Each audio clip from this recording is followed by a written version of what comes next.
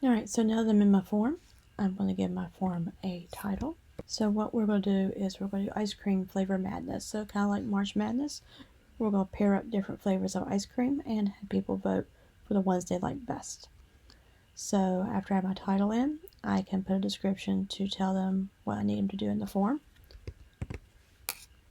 And so we got that in. You will notice that up here in the corner, if I click right here, it will pull the title that was from this heading.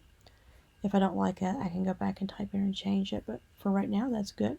Alright, so Google has one question already available, and you will see over here at the corner, it's telling me right now it's set for multiple choice, but I want my first question to be name, and so I can come over here and I'm going to change it to short answer.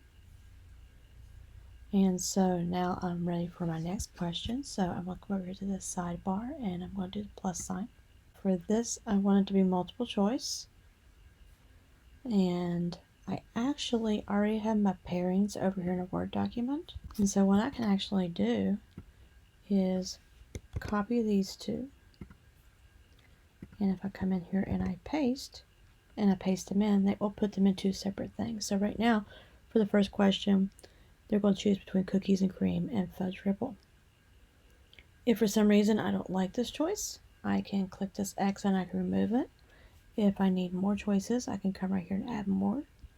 And if this is something they have to answer, this is a required answer, I can toggle this button on and it will make them answer that question before they can submit their form.